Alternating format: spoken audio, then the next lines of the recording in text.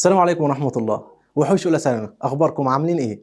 النهاردة بإذن الله هنبدأ بحاجة جديدة وهنراجع على اللي فات برضه، بس الأول إحنا هنتكلم عن كام حاجة النهاردة مهمين جدا جدا جدا. طيب إحنا هنتكلم عن إيه؟ يلا بينا نشوف. النهاردة هنتكلم عن أول حاجة دي بجروسون اللي هي التحيات. ازاي نسلم على حد يعني وهكذا. دي بجروسون التحيات. طيب ده ابشيد رقم 2، ده ابشيد. طيب خلاص انا سلمت عليه وانا ماشي هودعه هقول له ايه؟ ده ابشيد. ده اللي هنتعلمه برضو في رقم 2. رقم 3 معانا بيتن اون دانكن. هشكر حد ازاي؟ طب والرد عليها هيكون ازاي؟ هقول لواحد تشرفنا ازاي؟ كل ده هنتعلمه في رقم 3 اللي هو بيتن اون دانكن. طيب الأربعة الأوسشباخ النطق مهم جدا جدا إن احنا نتعلم النطق. زي ما احنا قلنا لازم، أنا مش مهم عندي في الامتحان إن أنا أكون بنطق صح، بس بما إنك هتتعلم اللغة يبقى تعلمها صح من البداية، وده اللي هيساعدنا في حياتنا بعد كده. طيب يلا نكمل. دي بكروسونج التحيات. يلا بينا نبدأ نشوف إيه التحيات اللي معانا النهاردة. أول حاجة معانا جوتن مورجن. جوتن يعني اللي هي جيد، مورجن اللي هي الصبح او بكره، بس هنا المعنى الصبح. مورجن اللي هو صبح، فجوتن مورجن يعني صباح الخير بكل بساطه. جوتن مورجن صباح الخير. طيب صباح الخير بنقولها امتى؟ بنقولها من 6 الصبح ل 11 قبل الظهر. من 6 الصبح ل 11 قبل الظهر، يعني فتره الصبحيه كلها. صحيت مثلا من بعد الفجر، صحيت مثلا 7 الصبح 8 الصبح، اول حاجه بقولها ايه؟ صباح الخير. جوتن مورجن. النطق بتاعها الصحيح برضو جوتن مورجن. يبقى معانا اول حاجه جوتن مورجن. طيب تاني حاجه جوتن تاج. تاج اللي هو يوم، يبقى جوتن تاج هنا تستخدم ان هي نهارك سعيد. عندنا فتره الصبح فاحنا بنقول جوتن تاج. يبقى من الصبح من 6 ل 11 بنقول جوتن مورجن. بعد كده من 11 ل 18 هتقول لي ايه يا هيب دي؟ ايه 18 دي؟ 18 دي يعني الساعه 6. تمام؟ طب هنعرف ازاي انت الارقام دي؟ هنعرفها ازاي؟ 18 20 و24.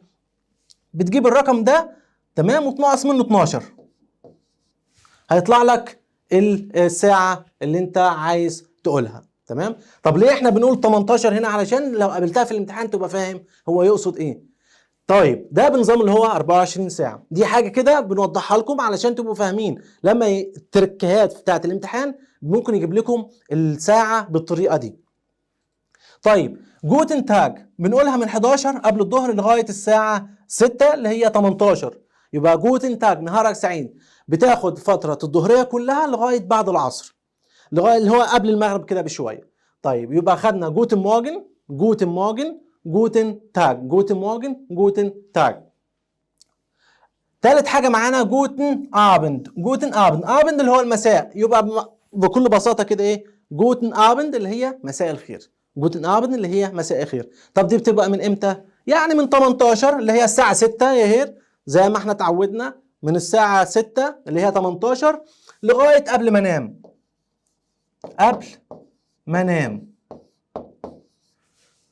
من 18 من الساعة 6 قبل المغرب لغاية قبل ما انام. انا نمت بقى 11 12 1، طول الوقت ده انا بقول ايه؟ جوتن ابند مساء الخير. يبقى تاني جوتن مورجن صباح الخير، جوتن تاج نهارك سعيد، جوتن ابند مساء الخير. طيب في حاجة تانية هنا اللي هي هاي هالو. دي بنقولها في اي وقت، عن هاي او هالو زي هالو بتاعت الانجليش. دي بتتقال في اي وقت. انا جاي بسلم على واحد صاحبي يقول له هاي هالو، بتتقال في اي وقت، مش ملزمة ان انت تقولها في وقت محدد. سهلة جدا دي. طيب عندنا كمان في فيلكومن. انا مثلا انت قاعد وفي داخل على حد او حد داخل عليك بتقول له فيلكومن اللي هي ويلكم بتاعت الانجليش. فيلكومن بسيطه جدا. يبقى عندنا هما هاي وهالو وفيلكومن، دول بساط جدا، مش محتاج منك مجهود علشان تعرفهم. دي كلها دول التحيات. يلا نقولهم تاني نراجع مع بعض. يبقى جوتن مورجن دي من 6 الصبح كده مثلا بعد الفجر، من اول ما تصحى لغايه الساعه 11 قبل الظهر. اول حاجه جوتن مورجن. تاني حاجه اللي هي جوتن تاج اللي هي نهارك سعيد، دي بتبقى من 11 بقى لغايه الساعه 18 اللي هي 6 زي ما اتفقنا، يبقى جوتن تاج نهارك سعيد. ثالث حاجه جوتن ابند، جوتن ابند بتبقى من الساعه 6 لغايه قبل ما تنام، جوتن ابند اللي هي مساء الخير. اوكي طيب، واخر حاجتين معانا اللي هم هاي هالو فيلكومن. هاي هالو بسلم على حد اول ما داخل عليا بقول له هاي او هالو زي انجلش بالظبط، ما فيهاش اي تغيير، النقطه بتاعها بس هالو هالو. اوكي بعد كده فيلكومن، فيلكومن انا بسلم على حد بقول له اللي هي زي ويلكم، بس يعني انت احفظها كده، ويلكم فيلكومن هي حتى نفس تقريبا نفس الكلمه، تغيير بسيط. وبكده نكون خلصنا الجزء بتاع التحيات. يلا نخش على الجزء اللي جاي اللي هو ابشيد اللي هي الوداع، صيغ الوداع. ده ابشيد اللي هي صيغ الوداع. يلا بينا نكمل. ده ابشيد اللي هي صيغ الوداع، ده ابشيد اللي هي صيغ الوداع، ابشيد صيغ الوداع. احنا خدنا بقى الفيديو اللي فات اتكلمنا عن الدي بجروسونج اللي هي التحيات. خلاص سلمت على حد وانا ماشي بقى هقول ايه؟ ده اللي احنا نعرفه دلوقتي. اول حاجه جوته ناخت، جوته ناخت. اخر حاجه اخدناها في التحيات كانت جوتن ابند، لما احنا قلنا جوتن مورجن، جوتن تاج، جوتن ابند. خلاص جوتن ابند بنقولها ايه لغايه قبل ايه ما اروح انام على طول. طب خلاص بقى انا رايح انام اعمل ايه؟ هقول جوته ناخت، جوته ناخت اللي هي تصبح على خير، تصبح على خير، جوته ناخت، جوته ناخت. ونلاحظ هنا ان احنا ما بنقولش جوتن، لا جوته ناخت. احنا كنا بنقول جوتن مورجن اللي هي جوتن مورجن، بنقول فيها اي ان اخرها، هي دي لا اخرها ايه، جوته، جوته ناخت، جوته ناخت. نركز قوي علشان دي تركايه بيلعب عليها في الامتحان، جوته ناخت اللي هي تصبح على خير. طب ليه ما قلناش تصبح على خير دي مع دي بجروسنج التحيات؟ علشان هنا انا خلاص انا بودع، انا بقول له يلا سلام تصبح على خير انا ماشي داخل انام، فهي كده مع ده ابشيد او اللي هي صيغ الوداع. يبقى جوته ناخت، جوته ناخت زي ما احنا شايفين كده، شلافن رايح انام، جيت انس بيت خلاص انا داخل على السرير، اوكي رايح انام يعني برضه، يبقى جوته ناخت. تاني حاجه معانا تشوس، تشوس اشهر كلمه هتقابلها في صيغ الوداع اللي هي تشوس، تشوس اللي هي مع السلامه. دايما انت هتقولها دايما بين صحابك وقرايبك وهكذا، لان هي صيغه غير رسميه.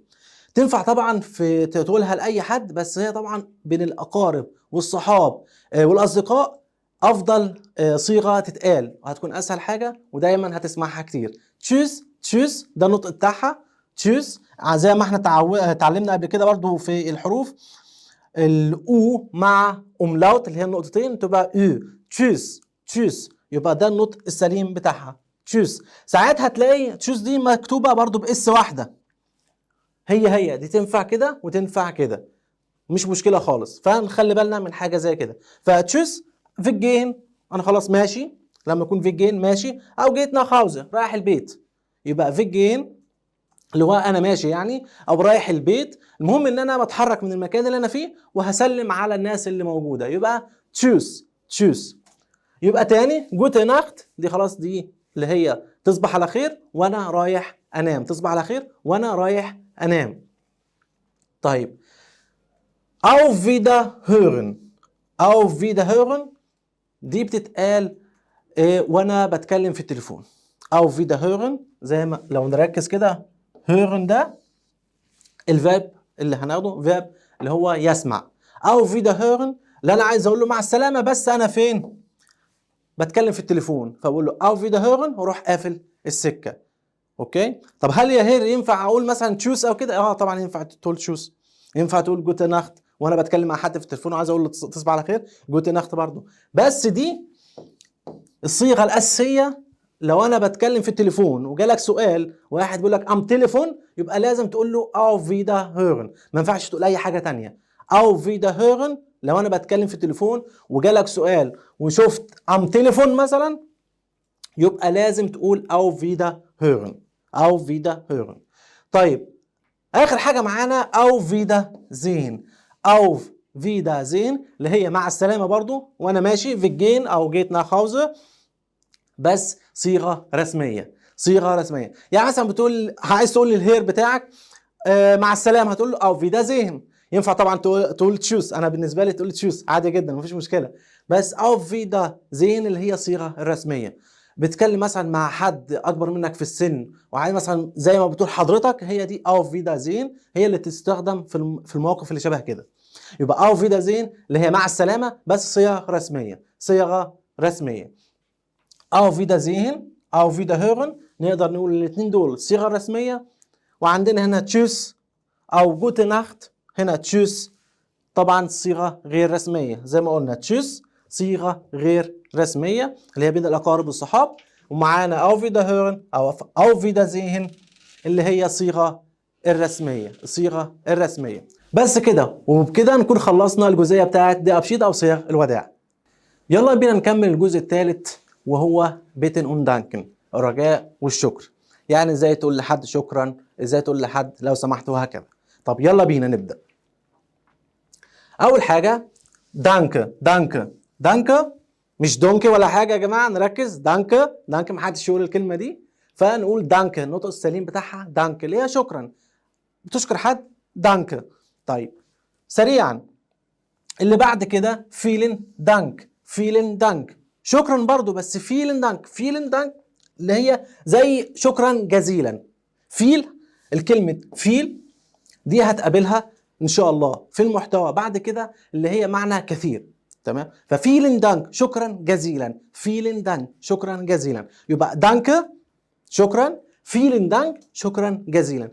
طب بتقول لواحد هنا شكرا عادي جدا، مثلا ممكن اي حد تقول له شكرا، انما واحد عزيز عليك بقى وعمل معاك جميله جامد فتقول له فيلن دانك، فيلن دانك اللي هو شكرا جزيلا. طيب هنا بقى بيتا، بيتا هنا بتسمى مثلا انت واحد قال لك دانك او فيلن دانك، فالرد بتاعها تقول له ايه؟ بيتا اللي هي عفوا، بيتا عفوا. طب عايز مثلا تطلب من حد حاجه مثلا، فماشي عليه كده باستحياء كده عايز تتكلم معاه فتقول له بيتا بيتا اللي هي لو سمحت، بيتا لو سمحت. فكده تستخدم بالمعنيين دول، بيتا اللي هي مثلا عفوا او لو سمحت. نركز جامد يا جماعه. طيب تاني شكرا دانك، شكرا اللي هي دانك. فيلن دانك شكرا جزيلا، شكرا جزيلا. بيتا، بيتا اللي هي عفوا، بيتا اللي هي عفوا، بيتا اللي هي عفوا. طيب دي هنرجع لها، هنجيلها كمان شوية، نخلي بس بالنا من الحاجات اللي باقية. freut mich، freut mich، freut mich اللي هي تشرفنا، freut mich اللي هي تشرفنا. انت بتدخل على حد بتتعرف عليه مثلا اول مره او اول يوم مثلا تقابله، فتقول له freut mich، freut mich اللي هي تشرفنا. freut، freut mich، mich طبعا احنا عارفين هنا زي ايش الكلمه دي اهو، اي سي ها اللي هي زي ايش، النقطه بتاعها ايش اللي هي الشين المعلقه اللي هو لسانك ضارب في سقف حلقك. اوكي ايش، ich freut mich. طبعا هنركز عليه اكتر في جزء النطق، بس احنا بنتعود من دلوقتي ازاي ننطق كل الكلمات صح علشان نقدر نكررها كتير، فبالتالي نقدر نحفظها. freut mich اللي هي تشرفنا. tut mir leid، tut mir leid اللي هي زي انا اسف، tut mir leid اللي هي انا اسف، tut mir leid. خبطت مثلا في حد وانت ماشي، وقعت حاجه بتاع فبتعتذر يعني توت مين لايت، انا اسف جدا توت مين لايت. طيب بطل الجزئيه دي، بطل الجزئيه دي اللي هي انشولديجونج، انشولديجونج، انشولديجونج. هي اللي انت الكلام اللي انت بتقوله ده دي شتيمه دي؟ لا طبعا مش شتيمه ولا حاجه، دي اللي هي معذره، انشولديجونج معذره. داخل مثلا في مكان عايز تعدي مثلا مع وحد واقف قدامك فتقول له انشولديجونج، عايز اعدي يعني معذره، انشولديجونج اللي هي اكسكيوز مي، انشولديجونج، انشولديجونج. طب دي كلمه صعبه قوي يا هير، ازاي ننطقها؟ هقول لك انا، تعالى هنعمل ايه. كلمه كبيره زي دي هنقطعها. يا هي يعني هنجيب سكينه ونقطع؟ لا طبعا مش بقول كده. هنقطعها يعني هنقطعها لمقاطع صوتيه. اوكي، مقاطع صوتيه. عندنا انت، شل، دي، جونج. انت، شل، دي، جونج. طب احنا قطعناها، بعد كده نعمل ايه؟ علشان فعلا تنطقها صح تبداها من هنا. تبدا من هنا، ما تبداش من اول الكلمه، ابدا من اخر الكلمه. ازاي؟ هقول لك. جونج، جونج. حاول تنطق ورايا وانت بتسمع. جونج، جونج. دي جونج، دي جونج، دي جونج. شول دي جونج، شول دي جونج، شول دي جونج. انت شول دي جونج، انت شول دي جونج. شفت بقى الموضوع سهل ازاي؟ انت شول دي جونج. احنا مع بعض هنبسط كل حاجة بإذن الله، ما تقلقش خالص. المهم ان احنا نتعلم صح ونركز في كل كلمة هنا بتتقال، ونحاول على قد ما نقدر طول ما الفيديو شغال احنا بنكرر يا جماعة، بنكرر اللي احنا بنقوله علشان نتعلم النطق الصح. يبقى انت شول دي جونج. وبكده النهارده رقم 3 خلص، بيتن اون دانكن، الشكر والرجاء. ونراجعهم سريعا. دانك اللي هي شكرا، دانك شكرا. فيلين دانك شكرا جزيلا. بيتر اللي هي عفوا او لو سمحت. فرويت ميش، فرويت ميش تشرفنا، تشرفنا. فرويت ميش تشرفنا. توت مير لايد، توت مير لايد، توت مير لايد اللي هي معذرة. تشولديجونج، تشولديجونج، تشولديجونج اللي هي معذرة.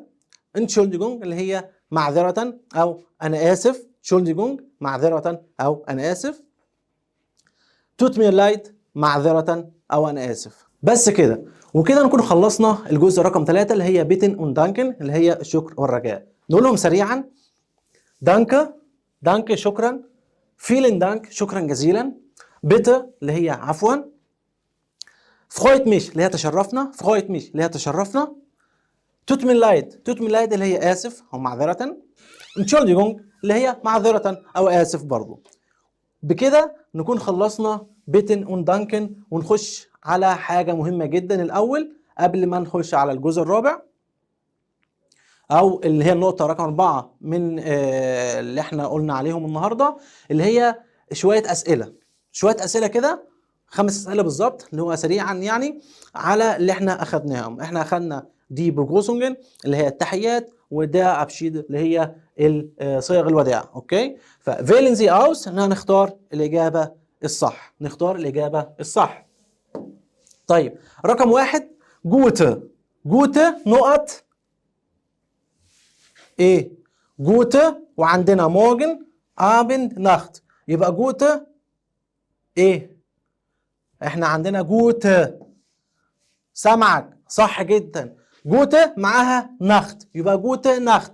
مش هتنفع مورجن، مش هتنفع ابند. ليه؟ علشان مورجن وابند احنا بنقول جوتن، جوتن، جوتن مورجن، جوتن ابند. انما جوته اللي هي جوته نخت اللي هي تصبح على خير، جوته نخت اللي هي تصبح على خير. طيب رقم 2 معانا، رقم 2 جوتن، جوته اوف مورجن. معانا مورجن، ايه اللي ينفع تمشي معاها من الثلاث اختيارات دول؟ طيب مثال بسيط كده او اسلوب جميل بنستخدمه واحنا بنجاوب وبين اختيارات، لما بحاول انا اختار اجابه صح ما بين اختيارات، اعمل ايه؟ استبعاد.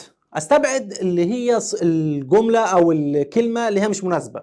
انا عارف ان الحل ده مش هيكون هو الصح، يبقى اعمل له استبعاد علشان اركز فين الاجابه الصح.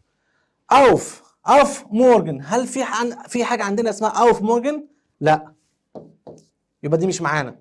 طب جوته، جوته مورجن، هل احنا بنقول جوته مورجن؟ هل يا هير انت قلت جوته مورجن؟ لا انا ما قلتش جوته مورجن دي خالص، يبقى جوته غلط. جوته اخدناها هي جوته ناخت، انما مورجن لا. يبقى صح اخر حاجه معانا اللي هي جوتن، جوتن هي اللي هتكون الاجابه الصح. جوتن مورجن، جوتن مورجن. رقم 3 هاي او هالو، فيدا زين. ايه اللي هيمشي مع فيدا زين من الثلاثه دول؟ هالو فيدا زين لا غلط، مش هتنفع هلو فيدازين. هلو اصلا دي كلمه لوحدها. اوكي طيب هاي فيدازين برضو غلط. هاي احنا قلنا هاي دي صيغه لوحدها، هاي لو انا بسلم على حد اقول له هلو، يبقى برضو ما تنفعش. يبقى auf Wiedersehen، auf Wiedersehen اللي هي الصيغه الرسميه. انا بسلم على حد وانا ماشي بس بالصيغه الرسميه. طب رقم 4، tut mir نقط، tut mir نقط، tut mir freut ولا auf ولا leid؟ freut ما تنفعش، احنا بنقول freut mich تشرفنا. انما هنا tut mir عايزين الكلمه اللي بتكمل الجمله. تمام، الصيغه دي اللي هي معذره او انا اسف، يبقى tut mir leid، tut mir leid، لان هي ما تنفعش freut ولا تنفع auf. ما فيش حاجه اسمها tut mir freut او tut mir auf، يبقى tut mir leid. طيب رقم 5 اخر سؤال معانا، freut نقط، freut ايه؟ freut mir، freut auf ولا freut mich؟ هتبقى ازاي؟ ايه الاجابه الصحيحه؟ freut mir لا احنا ما خدناش حاجه اسمها كده. طب freut auf برضو ما خدناش حاجه اسمها كده، ما فيش حاجه اسمها freut auf. يبقى freut mich اللي احنا اخدناها فعلا، freut mich اللي هي تشرفنا، freut mich اللي هي تشرفنا. بس كده. احنا طبعا هنتدرب كتير على اسئله كتيره جدا ان شاء الله هتنزل لكم، وبكده تكون اتعلمت النطق الصح واتدربت عليها في سؤال. انت كده يا باشا ضمنت الدرجه بتاعه السؤال ده. وبكده نكون خلصنا الجزء رقم 3 ونخش بقى على الجزء اخر حاجه اللي هي Aussprache النطق. وعلشان بقى نتعلم النطق الصح يلا بينا نراجع على الحروف. طبعا الحروف احنا خدناها قبل كده، يلا نراجع عليها سريعا. بس المراجعه بتاعت النهارده تبقى مختلفه شويه، احنا هنغني مع بعض النهارده. بالظبط هنغني مع بعض.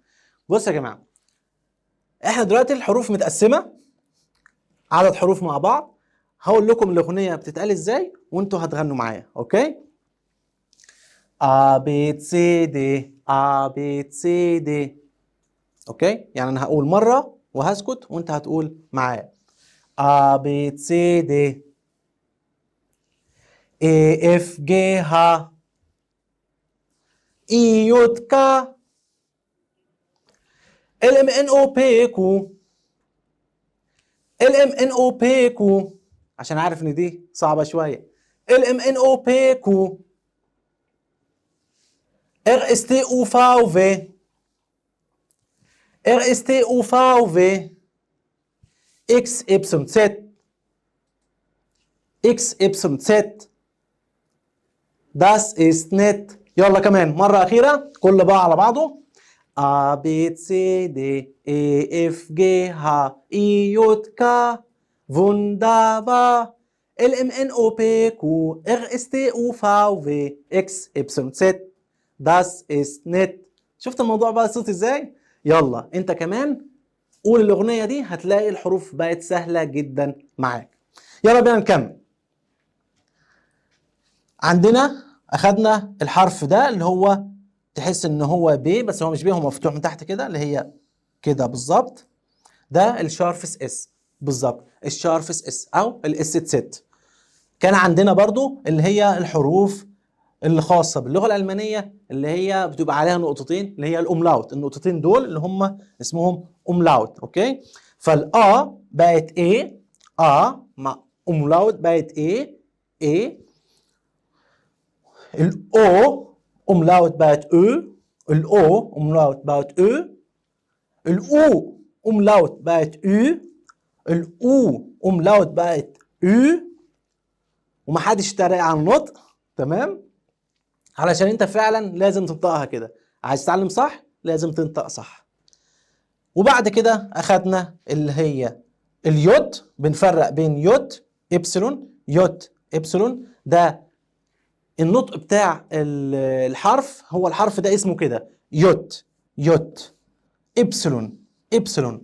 انما النطق بقى ده اللي هنتعلمه ازاي انطق بقى الحرف ده وسط الكلام، ده اللي هنتعلمه. اوكي، نخلي بالنا من الحروف المتحركه اللي هي زي الا اي. في مثال بسيط جدا ازاي نفرق من دول النطق بتاعهم. هنا ده هنا الاي دخلت على ضربتها اتوجع تمام. وهي قال له ايه في ايه فهي دي الايه يبقى الايه دخلت على ضربتها اتوجعت قالت له ايه في ايه. اوكي ده مثال بسيط يعني. وبعد كده هنا الاي مش هي اي اوكي. يبقى نخلي بالنا اي. واخدنا كمان اللي هي سي مش سي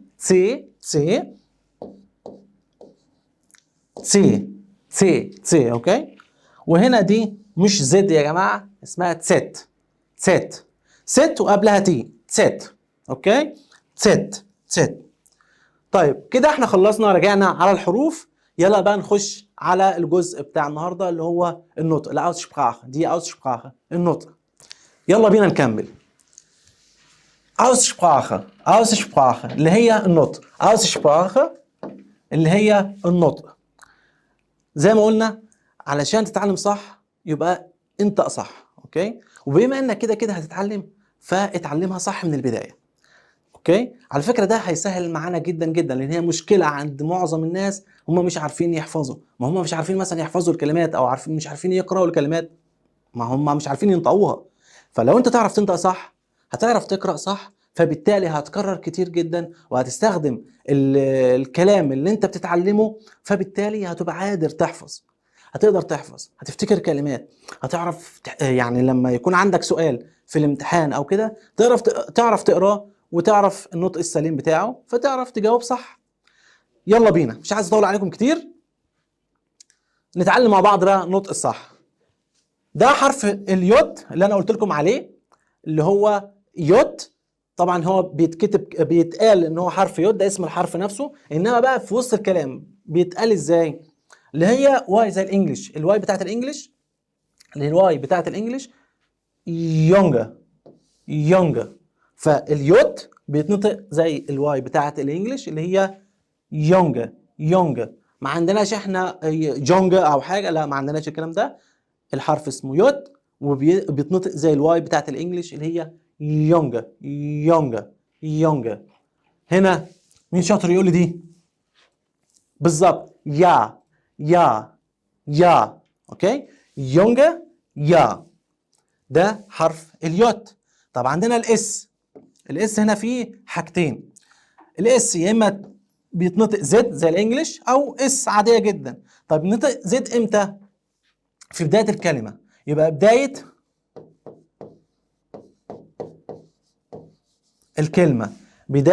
الكلمه زاجن ده فعل هناخده بعدين اللي هو فعل يقول، فيرب يقول. زاجن شوف انا بقول زاجن مش ساجن، زاجن زد زاجن. زيبن رقم 7 اللي احنا اخدناه في الارقام، زيبن. يبقى زاجن في بدايه الكلمه وفي بدايه مقطع صوتي يعني بيتنطق زد. ده في حاله ان هي بتتنطق زد زي زاجن زيبن، زي ما احنا اتعلمنا في بدايه الكلمه او بدايه مقطع صوتي. طب امتى بقى تنطق اس؟ تنطق اس بقى في نهايه الكلمه زي اوس. ادي الاس اهي في اخر الكلمه. اوس دي اللي هو الحرف الجر اللي هو ايش كوما اوس. لما انا اقول ايش كوما اوس ايجيبتن، ايش كوما اوس كايرو، اوس هنا الاس جايه في اخرها يبقى تنطق اس. داس دي اللي هو هذا، اقول داس است فلان مثلا، هذا داس است فلان. وداس دي برضه هناخدها برضه قدام في القواعد، اللي هي اداه التعريف للمحايد. طبعا هنشرح الكلام ده كله معناه ايه، بس الفكره هنا ان هو الاس جايه في اخر كلمه فبتتنطق اس. طيب يلا نكمل. دي ايه بقى؟ مش في، لا مش في يا جماعه، احنا قلنا فاو. طب فاو دي بنستخدمها ازاي او بننطقها ازاي؟ اف، كانها اف بتاعت انجلش، الاف بتاعت الانجليش زي ايه؟ عندنا فاتا اللي هو اب، فاتا. فيا. لو تلاحظوا برضو حاجه تانية، انا بقول فاتا، هنا في الاغ اللي في النهايه ديت مش بنطقها تقريبا، بتتخطف خطف كده، بتتاكل زي ما بنقول. اوكي، فاتا فاتا فاتا، ما بنطقهاش. فاتا حاجه خفيفه خالص. فيا نفس الفكره، فيا ودي برضو حاجه هنتعلمها قدام باذن الله. انا قلت بس بالمره اوضحها لكم ليه، علشان ما تقولوش انت ايه اللي انت بتقوله ده، انت بتقول فاتا فيا، ما بتنطقش اخر حرفين، او الار مش موجوده خالص. فقلت اوضحها لكم عشان تبقوا فاهمين. طيب يبقى احنا نرجع لكلامنا، ان هي الفاو في بدايه الكلمه هي اف بتتنطق اف، سواء في بداية الكلمة أو في أي مكان في الكلمة، برضو إن هي نطقها فاو اف، مش في خالص. تعال بقى نشوف اللي نطقه في اللي هي الدبليو دي، هي في، ده الفي حرف اسمه في عندنا في الألماني، بيتنطق في زي الإنجليش في، زي إيه؟ فوت اللي هي كلمة، فوت كلمة، دي معناها كلمة، فوت، فأنا بقول فوت. واجن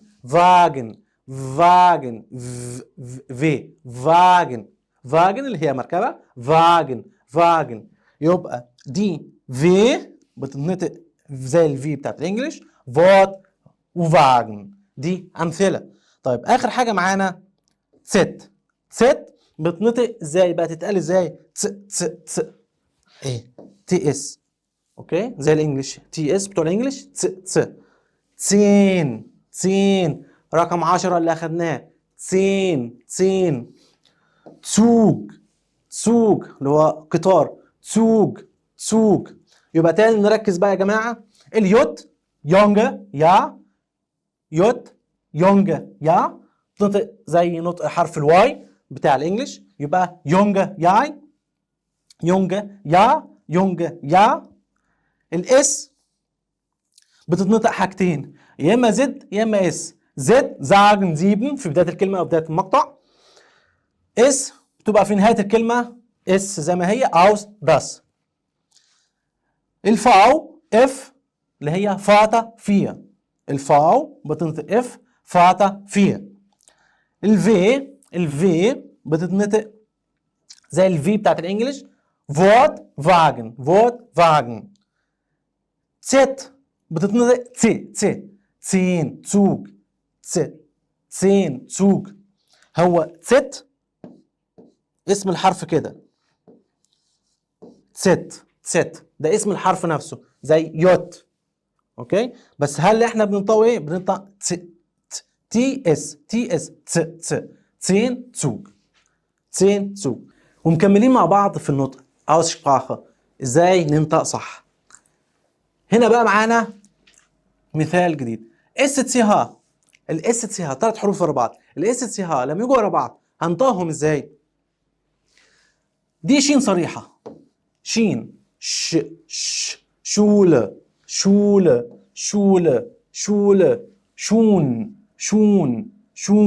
يبقى اس تي ها شين صريحه، شولة اللي هي مدرسه، شولة.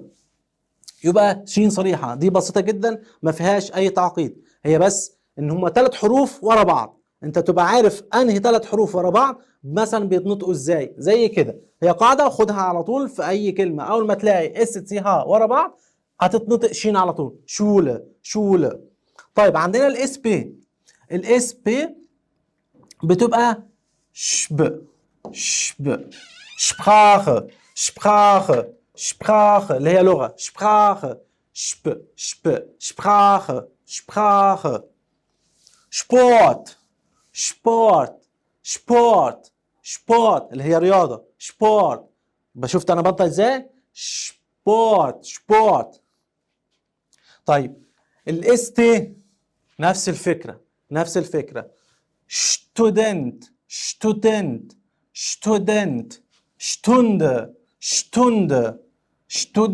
student هي طالب، stunde اللي هي ساعة.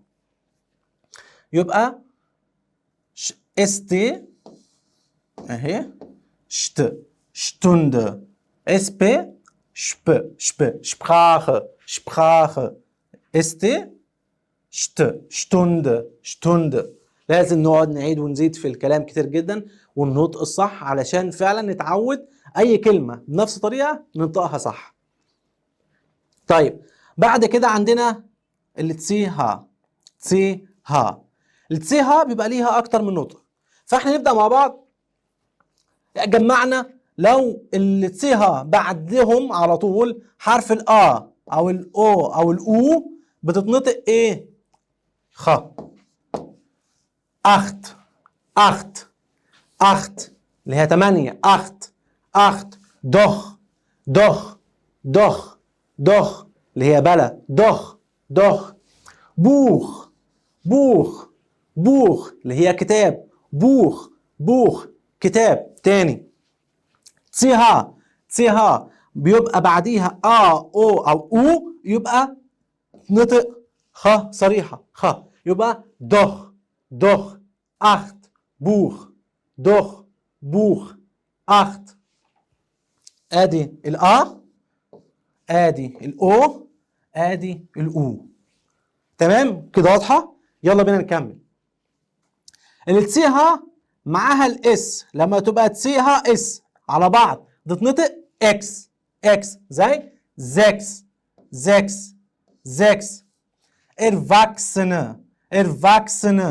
erwachsene اكس.